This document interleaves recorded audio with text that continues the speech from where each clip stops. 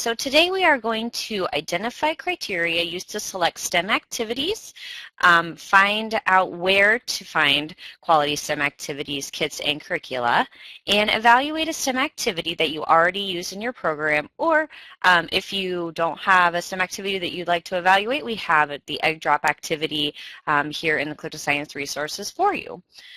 So unfortunately, STEMfinity couldn't join us today, but we will be sharing resources we developed with them to help you select quality STEM activities for your programs.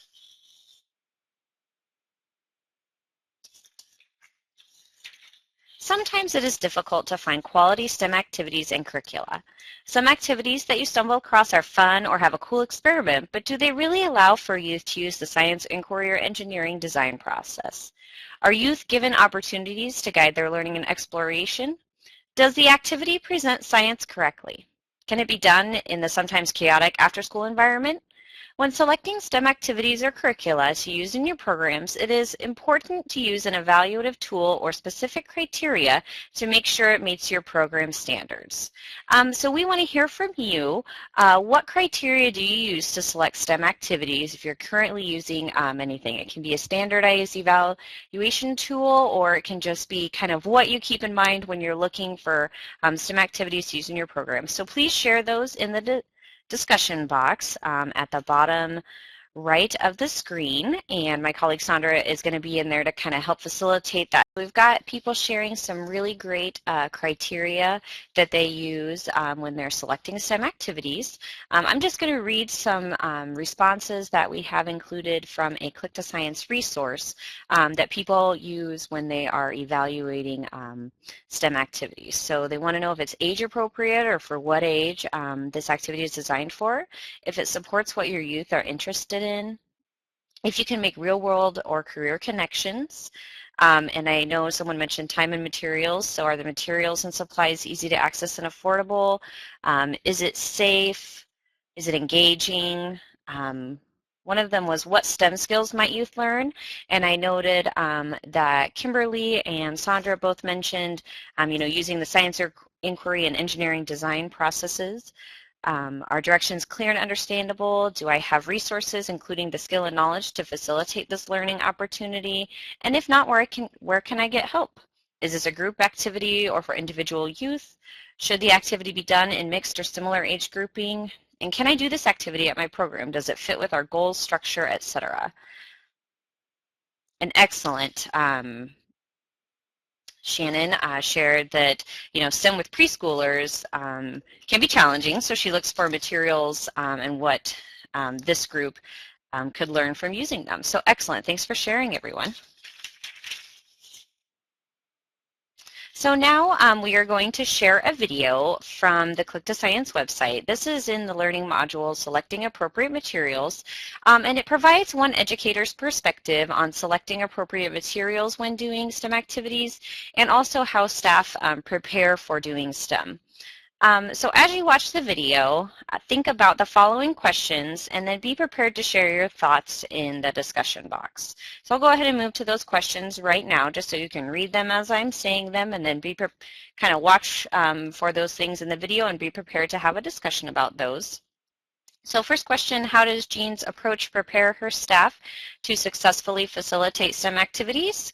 And what is one thing that you do differently in your programs? So I'm going to go ahead and pull up the video right now.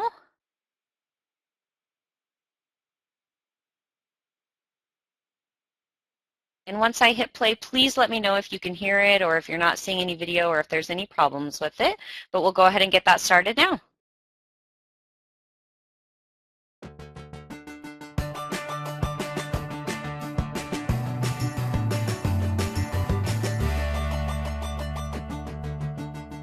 Hold this tape in your hands, right?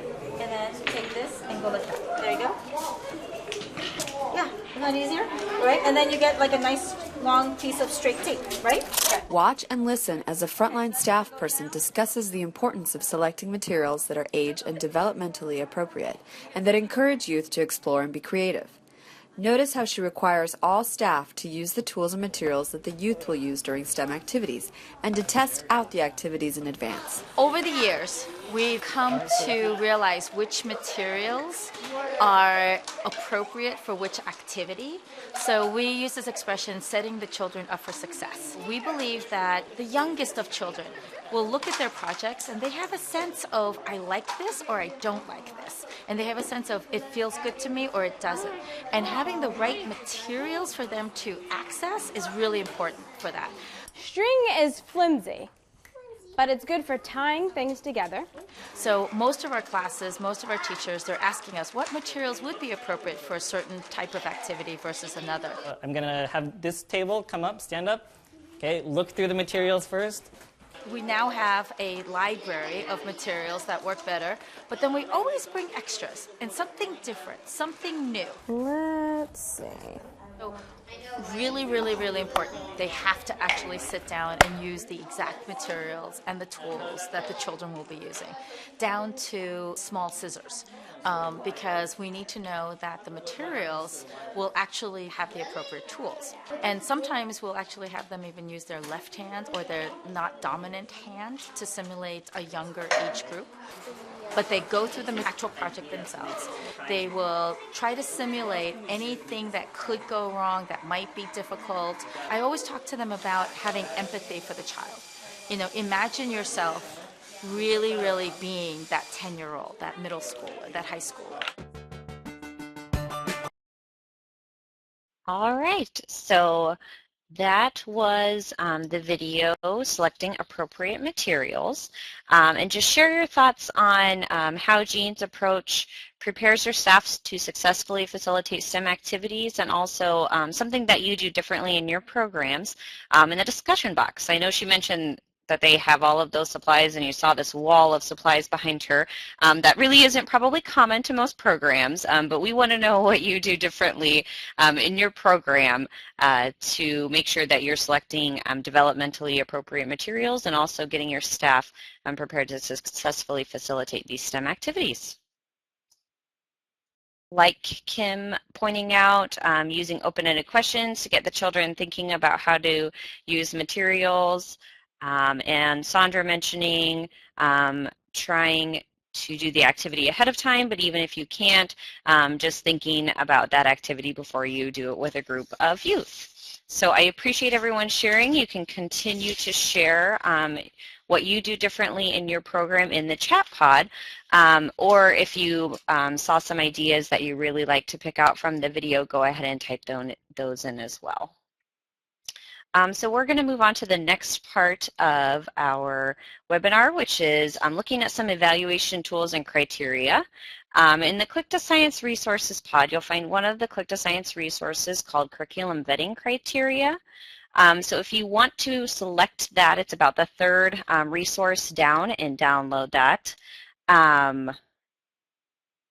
So that we can further discuss a couple of the criteria, and then we're also going to use this in kind of a group activity. So if you download that criteria and you're reading through it and you have any questions, please type those into the discussion box. I keep using discussion box and chat pod interchangeably, so hopefully that's not confusing anyone, but that's for the chat. So feel free to type any questions that you have as you look through the criteria in there. My colleague Sandra and I are going to expand on just a couple of the points in there that we thought we'd like to clarify and talk a little bit more about with you. So Sandra, do you want to begin? So one of the criteria on the list is that the activity uses inquiry-based or hands-on materials. And I think that's important, but it's not really clear, I don't think, always what that means. So what I'm thinking about when I see that is I want an activity that focuses on the learning process that the children are going through and gives them a chance to engage with their hands on that learning process. It might be an inquiry-driven activity where the students are doing an investigation, but it also might be something driven by the engineering design process, where they're designing and testing their ideas. The important thing, I think, here is that the educators act as coaches, guides, and facilitators to help with the learning, but don't try to direct it or give all the answers, and let learners explore and find the answers for themselves that make sense to them. the more control you can give the children, I think that's covered in some of the other criteria as well, is really important so they have ownership of what they're learning. And it can be an inquiry-driven learning experience, it can be a design-driven learning experience, but the important thing is that it's hands-on, engaging, and also minds-on, that the youth are the ones doing the problem solving and finding the answers rather than having it done for them. Melissa, what else do you think needs a little bit more explanation? So Alex pointed out that learning styles could mean a lot of different things, and was wondering if it meant learning methods. So I'm going to talk about number 3, incorporates knowledge about learning styles, cooperative and active learning groups, etc.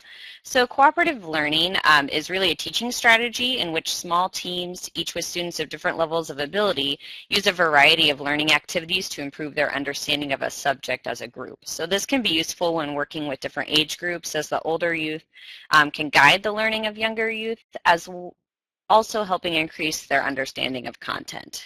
So cooperative learning encourages collaborative STEM work, as youth are encouraged to work together to answer a question or solve a problem. Active learning is generally defined as any instructional method that engages students in the learning process. So the core elements of active learning are student activity and engagement in the learning process. So active learning encourages students to solve problems, answer questions, formulate questions of their own, discuss, explain, debate, or brainstorm during activities. And some examples of active activities include large group discussions, small group discussions, debating each other, posing questions, think, pair, share activities, and of course hands-on learning activities. So hopefully that answered your question, Alex. If you need further clarification, please type that into the chat box. But I think they're definitely talking about teaching methods and kind of some strategies that you can use to increase learning through that activity. So there's also a document in the file pod that was created by Click to Science and STEMfinity, and that is called 15 Questions to Ask When Selecting STEM Activities. So this was adapted from an article written for National After School Association in collaboration with STEMfinity. You can share this resource with your staff for a quick and easy to use resource to evaluate activities. So if the curriculum vetting criteria is a little daunting to use, you could also share this with them, because I think it seems a little less wordy and maybe formal, and they may find this a little bit easier to use. So now that we've talked about some criteria and reviewed a tool to help you evaluate STEM activities, we are going to practice evaluating an activity. So in the instructions for the webinar, we suggested you to bring your favorite STEM activity and be ready to do a quick evaluation. But if you didn't see those or didn't see that in the email, please don't worry. We do have an activity for you to use to participate in this part of the webinar. So the egg drop activity is located in the Click to Science resources pod at the top right of the screen. So please download the file named Egg Drop Activity. You'll see another file labeled Evaluated Egg Drop Activity Guide, and that is what we are going to look at next, so that we can talk through some of the things that each of us noted as part of this activity. So I want you to use the Great Science for Girls curriculum vetting criteria resource and pick at least 2 points. You can pick more if you want to evaluate your activity. So I will share my evaluation as well, but I've selected many other points. So we'll give you 3 minutes to really read through the activity, look at that curriculum vetting criteria, and really compare those and pick a couple points to evaluate this activity on, and then we'll come back together and share what you found in the discussion box. So I'm going to go ahead and turn my mic off, so you'll have exactly 3 minutes of silence to work on this, and then we'll come back together and talk about it. All right, so by my clock, it's been 3 minutes. So if we're ready to come back together, I want anyone who evaluated a different activity to share in the discussion box kind of just a brief description of what their activity is, and then just share a couple of those evaluation points there. For those of you who evaluated the egg drop activity, I'm going to go through what my points were, but also please share yours in the discussion box because I'm sure we all had different ideas. It'd be great to see what you saw in the activity and how you think it did in regards to these curriculum vetting criteria. So I'm going to, if you would like to, you can download the evaluated egg drop activity guide in the Click to Science resources pod. And then I'm also going to pull it up on the screen and go through it kind of as a group. So if you want to download it and then look at the notes, you can do that, or you can just look at the screen and I'll be pulling that up for us to look at together. All right. So I selected this activity because I really like the ability to relate this activity back to a STEM career, and of course because it is fun and youth have fun doing this activity. So I specifically evaluated this activity using number 1, shows positive outcomes in relation to groups underrepresented in STEM. Number 2, uses inquiry-based hands-on methodology. Number 3, incorporates knowledge about learning styles. Number 4, involves students in decision-making, planning, problem-solving, risk-taking, and reflection. Number 5, increases students' sense of self as learners. And number 15, creates awareness in youth about STEM careers. So while I thought there was a really good connection to STEM careers in this activity, specifically where it talks about that they're going to take on the role of a packaging engineer. So here in the activity instructions number 2, it talks about what a packaging engineer does, and there's some supplemental information at the end of the activity that talks about that as well. So I like that they definitely connect it to a career and ask youth to role play in that. However, there's really no mention of how to engage underrepresented groups in STEM to really see themselves as in this career. So I thought that a way to improve this part of the activity would be to ask a local female packaging engineer to come and discuss her career with the youth in the program. So that way it's reinforcing that everyone can do STEM, that STEM is for me, that I can have a career in STEM, and get everybody engaged in that part of the activity. So as we go down, we see in number 4 that there is a cooperative learning strategy supported here. And so I noted that in my program, I need to think about how to group the youth to make sure everyone stays engaged in the engineering design process. So we all know some youth that work better together than others and want to be strategic about how you're grouping the youth together so that everyone stays engaged, is involved in the design process, and really participates in the activity. And so point number 5, the youth right here really take control of their learning. And just to be sure that they're understanding the engineering design process and really grasping that, I'll ask them to tell me the steps of the design process in their own words. And so down here under build, what do you think will affect the results of each test when youth are working? We ask them this open-ended question. Youth are involved in decision-making by setting that criteria. And they're also doing that in number 9 as well, where they're brainstorming the test to determine how effective their packaging is. So the group then decides how each group will measure and record the results of each test. And that's really allowing the youth to measure the success of the activity. So they're involved in that decision-making part of that as well. And then these points both encourage youth to take risks in a safe way. So they're testing their designs, and then they're allowing some time. So let me review this one more time. So they test their designs and then are allowed time to redesign. So it's allowing them to take those risks, and then if they fail, they can come back and figure out what they need to do differently. And they also are given opportunities to look at what other groups did to see if they want to take any of those ideas away from that. And then I also wanted to point out on number 15, under the reflection and discussion point, that correlates to that evaluation criteria number 3 that includes a think, pair, share technique. So this supports that all youth have a voice. So even our youth that aren't very outgoing and don't like to talk in front of the group will also feel comfortable because they're, sharing in a pair. So it makes sure that everyone's voice is heard as part of the activity. And so if you notice while I was going through and looking at each of these points, and here there's a little more about the actual career of a packaging engineer, but I did also make little suggestions. So the activity is really good. It's a really well-written activity and involves a lot of time for reflection, and they actually go through the engineering design process step by step. And there is a connection to careers and to kind of real world applications here. But, just making a few small, simple changes really makes this activity great. And so I think anytime you're looking at an activity, it's not going to probably meet all of the criteria on the list. And I think that's asking a lot for every activity to meet every single criteria. However, you want to look at what's really important to your program and evaluate activities that way.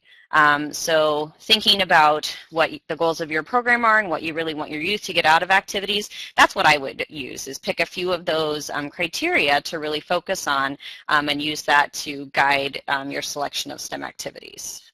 So this activity that we just did as a group here virtually on this webinar was actually adapted from a Click to Science resource. It's the meeting resource, How Do I Know If It's a Good STEM Activity? And that's also located in the Click to Science resources pod. So you could do this activity, the exact same one, with your staff if this is an area that you would like to develop with your staff, or it's just a good activity to brush up on as well when you're responsible for selecting the activities or the curricula to use in your programs.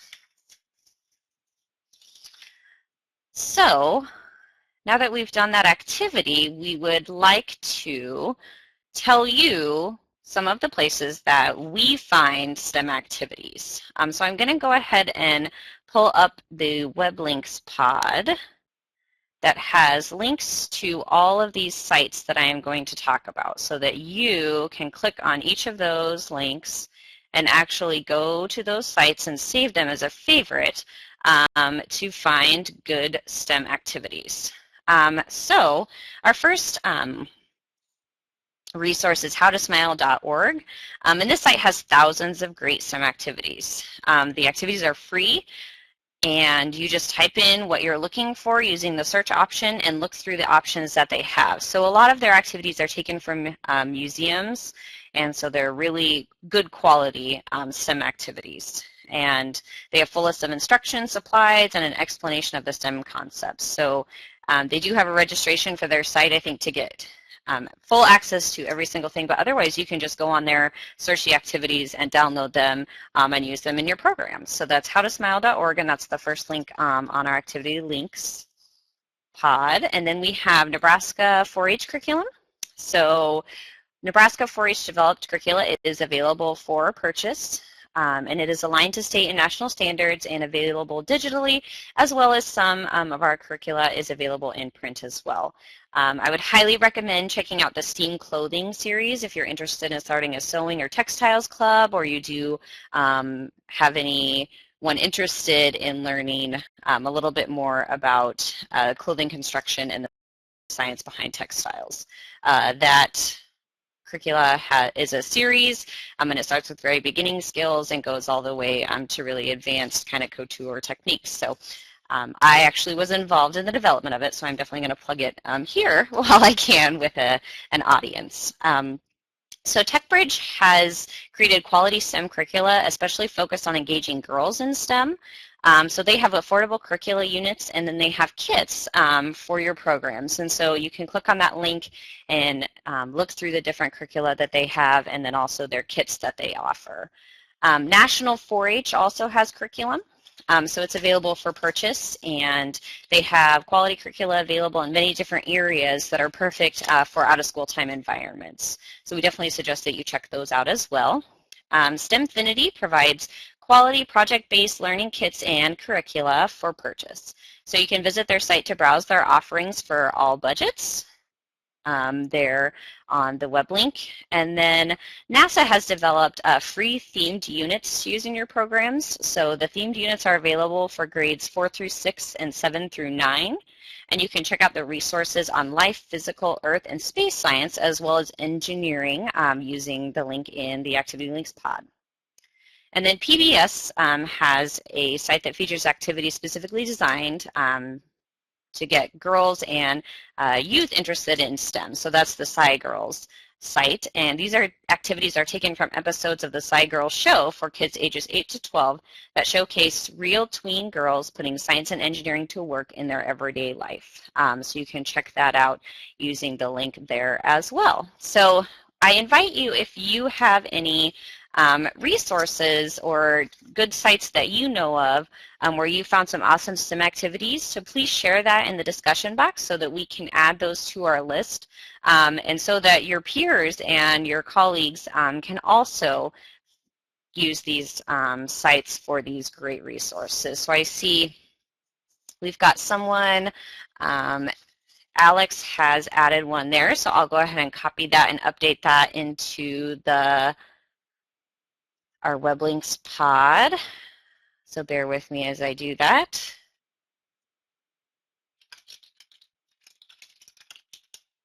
Okay. Yes, the Hot Wheels speedometer, excellent, Leah. And we have another website from Alex. Leah, do you have the actual web link for that so I can add it in here? I know I had it at one point, but I didn't add it to this list.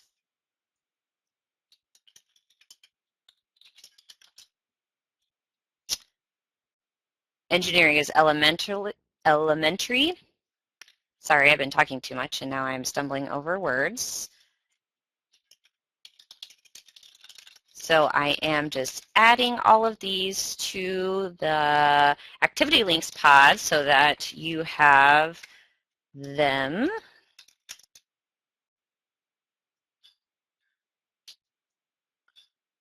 Thank you so much, Leah. I will get that updated. So, and the Hot Wheels speedometry will send you a free kit, I believe, if you go to that website.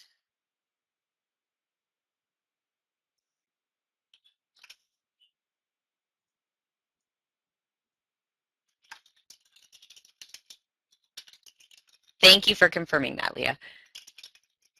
So I'm just getting that one uploaded as well. Perfect. Thanks for sharing, Alex. So we've got Girl Guides of Canada, Boy Scouts and Girl Scouts of America have some good activities on their websites. Pinterest is another good place. If you're not already following Click to Science on Pinterest, you definitely should be, because we do share activities on our Pinterest board, and we have a lot of followers there. We also share a lot of our resources and tips for doing Click to Science. And so I also want to guide you to, and I'll move our web links over in just a minute when I get to that ending page. So here we go.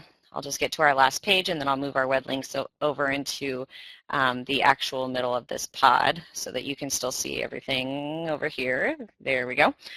So in the Click to Science resources pod, there is a training resource called Selecting Activities. It's that first one in the resources pod. And if you download that, on the last page, there are some other sites and links to different places that you can get quality STEM activities through. So you could also use this training resource with your staff and help them figure out some great places to look for STEM activities. So we really appreciate everyone sharing their ideas with us today.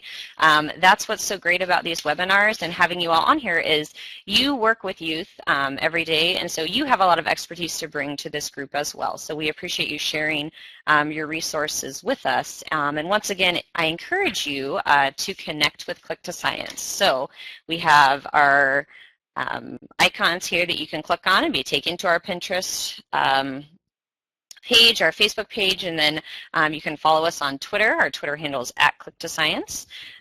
If you have any questions, you can always email us at that email address. click2sciencepd@unl.edu. That is answered by me, Melissa, so I will get back to you if you email that email address, and then please also visit the website. And so we do appreciate you choosing to spend some time with Click to Science to learn more about selecting STEM activities and sharing your resources with us. So we will not have a webinar in December, but please check back in the beginning of 2016 to see when our January webinar Wednesday is scheduled. We will have a couple more blogs coming out, one for November, probably using some of the resources that you've shared with me today, as well as a blog in December. So be aware of those coming out as well. But please feel free to contact us with any questions that you have. And also, if you have any questions at the end of this, I'm doing my wrap up right now, so please type those into the discussion box, and Sandra and I will stay on just a few minutes to answer any last minute questions. Otherwise, have a great holiday season and Happy New Year, and we will see you again in 2016. Thank you so much for joining us.